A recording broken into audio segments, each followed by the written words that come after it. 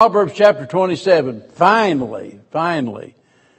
I tell you, I'll be honest, I had to think a while where in the world we left off in our study of Proverbs. And as it turned out, we just looked at the first verse. Does that sound right to everybody? Yeah, Proverbs 27, verse number 1. And that's as far as we got. Well, tonight we're going to get a little further than that. I think I can promise you that. But whenever I began, I said this chapter, the entire chapter, could be divided up into three important areas of life. And that's what I've done. The first section, which only goes through verse number 4, actually, which is as far as we'll try to go tonight, deals with our attitudes. And then verse number 5 on through verse number 17, that all deals with the matter of our associates, people that, that we communicate with and so forth, and the crowd we run with. And then picking up in verse 18, it has to do with avocation from there on, and we'll talk about that when we get there. Now, in this first section that has to do with our attitudes, we've already looked at one. There's a total of 4. The first one, in verse number 1, had to do with presumption. And then we look back at that verse, and I mentioned 3 things that all tie together. There's presumption, and then there is procrastination that ties right in that, because, we presume that we're going to, live till tomorrow or next week. Right? I mean, we presume we've got a little more time, and so what do? We procrastinate.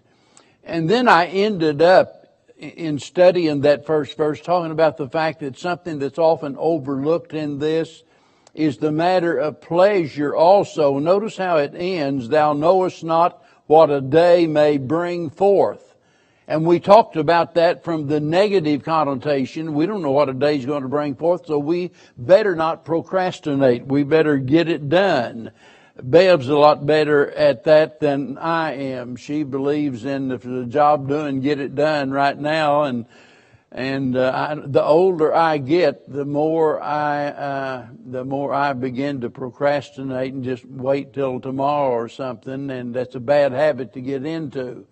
But the fact of the matter is, since we don't know what a day may bring forth, as Christian people, we have just as much right to anticipate something good as we do something bad, right?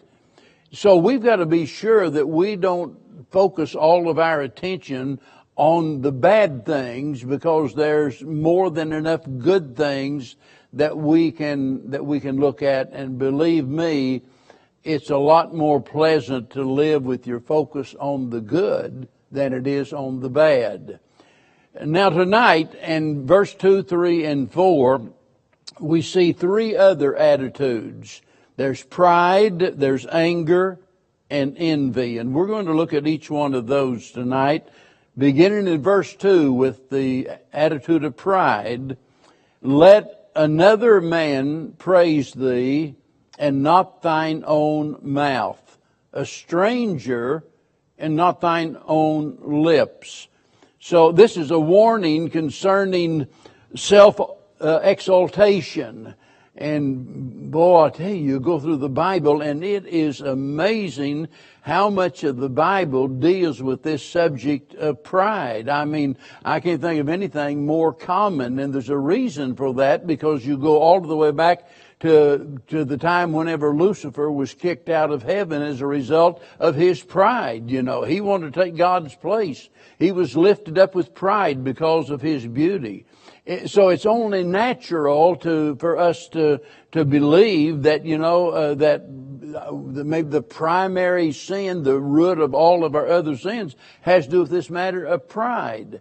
And it is so common, but it is also extremely harmful, more than we could ever know. And believe me, we could spend at least an hour or more and not even begin to cover all of the verses that relate to the harmfulness of pride.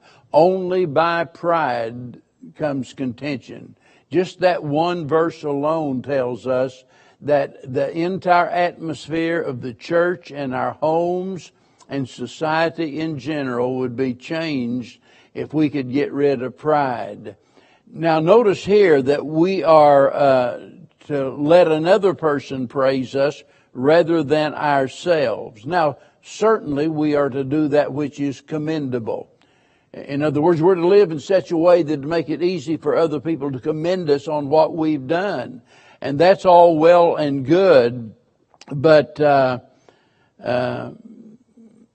we got to be careful that we don't do it in order to be seen. In other words, we want our works to be seen, but we don't want to be seen. The Bible tells us that we're to, let our light shine, right? That others might see what? Your good works, and do what? And glorify your Father which is in heaven, you see. So we are to live in such a way that others can see what we're doing. They see the good that we're doing, but we don't want to ever fall into that trap of doing it so we will be seen, because when we do it out of pride, when we do it for attention, the only reward we get out of it is the praise of man. That's what the Lord told, the Pharisees, that the only reward they had was the praise of man, because they did those things just to be seen. They loved to put their religion on display. They'd get out on the street corner in their long robes, and they just made a big show out of their religion, and the Lord warned them about that. You remember He told them, even whenever you pray, go into your closet. You don't have to be out here on the street corner and, loud enough that everybody can hear you. Get alone with the Father.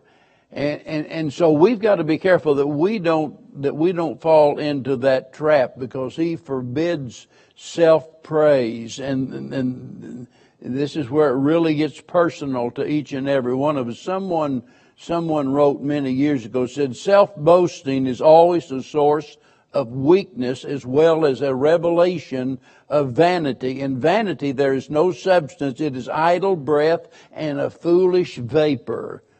Well, that's right, and yet there's something about our old sinful nature that wants to push ourselves to the forefront. And we see it all the time. A lot of times we're guilty of it, and we don't even really intend for it to happen. But before we know it, we're bragging about something that we can do or something that we have done. Somebody caught a big fish. Well, we caught one bigger than that. They killed an 8-point buck, or we killed a 12-point buck, and we've always got to let it be known that we outdid them, and it's just foolish pride on our part. Going back to that verse where he says, let, that's a very important word, let your light shine. He doesn't say, make your light shine. And believe me, there's a big difference in letting it shine and trying to make it shine. I think you know what I mean. Preachers are sometimes guilty of that, trying to make their light to shine instead of just letting it shine. I was talking the other day about a certain place, and I won't regress and get all back into that again, but it's amazing what I've seen over the years, even in some Baptist churches, where they turned the service into some sort of a show of some kind. And it is so obvious that at least was to me, that there wasn't no real sincerity in it. The only thing is people trying to outdo other people, and that's a trap anyone can fall into. It's especially with those that are, let's say, gifted musically. Somebody that can sing well or play an instrument well. Boy, it is so easy to fall into that trap of comparing yourself with somebody else and what have you. Look, it doesn't matter. It doesn't matter. We are to do the best we can with what we've got, and God rewards us on the basis of our faithfulness, not on the basis of whether we can do it better than somebody else, And it's a shame for people sometimes to bring shame upon themselves by trying to make something out of themselves. If there's something really special about a person, all they've got to do is just do what they do, and people will take notice out of it. They don't have to call your attention to how well they did it, you see. And when they do that, it is repulsive to other people. Nobody wants to be around somebody that's a braggart, that's all the time boasting about what they've done. Now, listen carefully. If others praise you, appreciate that. Appreciate their kindness. There's not anything wrong with that. Somebody says, boy, maybe they're talking to Brother Olson, I so enjoyed that song the other day. It was such a blessing to me. You don't need to feel bad about feeling good because someone commended you. That's all well and good. That's fine. But we ought to be thankful that people don't know everything about us. Now think about that for a little while. Be grateful for the things they appreciate and be thankful for what they don't know about us. Because, it's one thing for people to praise us just based on what we did and what they know. But let's be honest.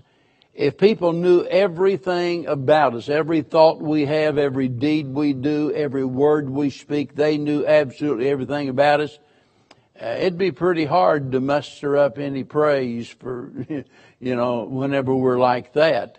And so it goes right back to this matter of pride. When you get right down to it, there are none of us that have anything to be proud of other than Jesus.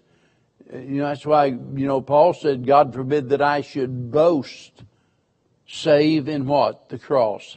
So that's the only thing I've got to brag about is just the cross of the Lord Jesus Christ, you see. So there's a reason why that we talk about revival starting with humility. Remember there in 2 Chronicles 7:14, if my people which are called by my name shall humble themselves and pray and seek my face and turn from their wicked ways. But it all starts with an attitude of humility. And we'll never be the kind of person that we ought to be as long as pride is reigning supreme in our life. It'll ruin a person's testimony. It'll ruin the harmony in the home. It'll ruin the fellowship in the church. It's destructive everywhere it is. It's an attitude that needs to go. But that's not the only bad attitude. Look at verse number 3. He speaks now about the attitude of anger. He says, a stone is heavy and the sand weighty, but a fool's wrath is heavier than them both. Now here's another subject. We can talk about it at great length because the Bible has a lot to say about this matter of anger. And when we look at this verse, you could actually take this in two different ways. First of all, this could be implying that an angry fool is more difficult to tolerate than a heavy burden. In other words, being around someone that's always angry, it would be much easier if you put a 50-pound sack of potatoes on your shoulder and tried to carry that around all day instead of being around somebody that's angry about everything, because let me tell you, that just wears you out. Remember the Bible, and of course the context has to do with the wife, and he talks about being better to dwell on the housetop all by yourself, than down in the house with a brawling woman. And that he could have said a man. It doesn't make any difference what the case might be. Just being around people that are always angry just makes life miserable. So you could take that verse this way, that it's a heavier burden than stone or sand. But secondly, This application can also be made to the angry fool himself. In other words, his anger is a great weight or a great burden that he carries around. You know, he might make others miserable, but the truth of the matter is he is probably more miserable than anybody else. He's unable to enjoy anything as long as he's angry. You know, you can have more money in the bank than you've ever had. You can drive the finest car that you've ever had, live in a mansion, everything going for you. But you get some burr under your saddle and you get all bent out of shape over something, and all of a sudden you can't enjoy anything you got because you're angry. And if we're not careful, we'll be angry all the time because there's always something that we can look at that we don't like. I was thinking about this earlier this morning. In fact, I wrote a little tidbit that I put on Facebook in regards to Roy Moore, out in Alabama. But man, we live in a day where, you know, all you got to do is bring charges against somebody, you know. Well, he did this or he did that. There's no proof. There's no evidence whatsoever. Now, certainly, you know, if he was guilty of doing those things, he ought to be punished for it. There's no doubt about that. But I mean, we're fools to think that people will not use this for political advantage. They'll use it out of anger. They'll use it for attention. And this one woman bringing those charges, her own stepson and her own mother both said she's lying. It did not happen. And yet, man, all of the major networks got her plastered all over, made up like Tammy Faye Baker and tears streaming down her cheeks and what have you. Look, folks, I thought we lived in America where the system was that we're innocent until proven guilty. Now, I'm mentioning all of that for a reason. The more I thought about it, the more angry I got. And I'm telling you, every day, every minute of every day, you can find something to be angry about. And there sometimes you've got to walk away from it. You've got to simply conclude that we live in a fallen world. It is what it is. We don't have to like it. We shouldn't like it, but it is what it is. And you and I cannot change it. We've just got to live here and do our best to win as many folks to Christ as we can. We can't go around angry at somebody all of the time. I mean, it's worse than trying to carry around a heavy weight, and you need, if you're carrying that load around, you need to get rid of it, because you know we can look at our own family members, and every family member you have, regardless of how much you love them, you can find something about them that would make you angry if you let it happen. And I'm telling you, it's a weight that's too heavy for you to carry. You need to lay it down. Now, verse number 4, and this is the fourth attitude that he mentions, and it has to do with envy or jealousy, whichever word you want to use. And I say that because this particular Hebrew word is translated actually more times jealousy than it is envy. But the close connection between the two, they're so closely related that we don't need to really spend any time trying to differentiate between the two. I know we could make a distinction, but that's not really that important. Socrates said envy is the daughter of pride, the author of revenge, and murder, the beginning of sedition, and perpetual tormentor of nature. Well, sounds about right to me. I mean, I'm sure we wouldn't agree with Socrates on everything, but I think he had that nailed down pretty good. And he was simply trying to let us know that it is a dangerous and destructive attitude. It's something that most of the time we just dismiss as being some kind of a minor little problem in our life, just a minor character flaw when in reality it is a serious sin. We dismiss it so many times by talking about, I'm really a jealous person. Somebody just happened to look the wrong way at my wife, and I'm liable to go up and punch them in the nose. Look, this thing can get out of hand. Jealousy is a good thing in some ways. God is a jealous God, by the way. Not anything wrong with jealousy in the proper sense. But it is a horrible thing. Envy and jealousy are terrible things whenever we relate it to the flesh. And so it's so destructive. We talk about that green-eyed monster, And if we're not careful with that, somebody gets a new car, and all of a sudden, we're envious of what they've got. And here they might be rejoicing about it, and we can't even be happy for them, That's a horrible attitude to have. Now, I know there are many other attitudes that the writer could have spoken about, but I'll tell you, when you look at those four and kind of put them together, just about everything else in some way relates to these four things. And the whole point of the message tonight has to do with the importance of us having the right attitude. We've talked about presumption and pride and anger and envy. And I think if we are really honest with ourselves, most of us would have to admit that at least in some one of those areas, to some degree, we need an attitude adjustment.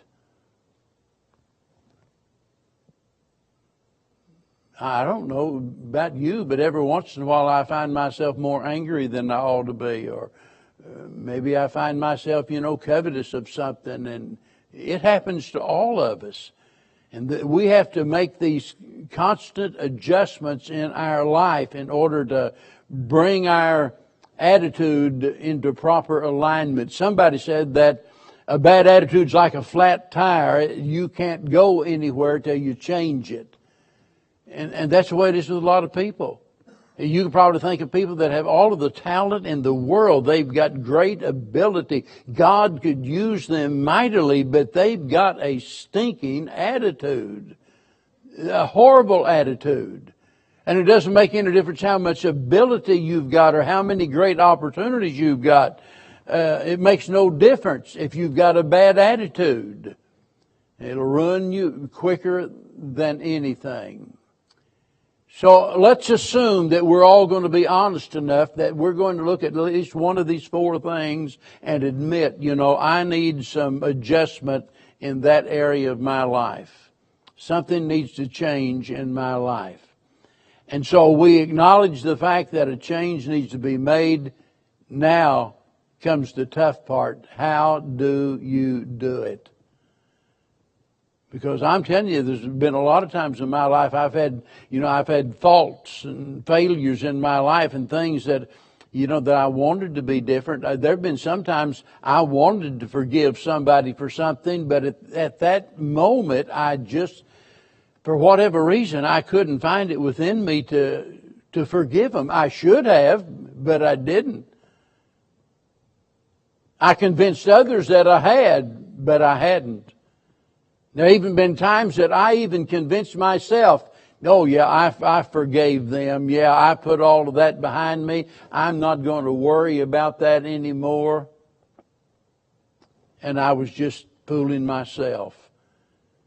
So we need to be really honest about this and realize when push comes to shove and there needs to be some adjustments made, then how do you do it?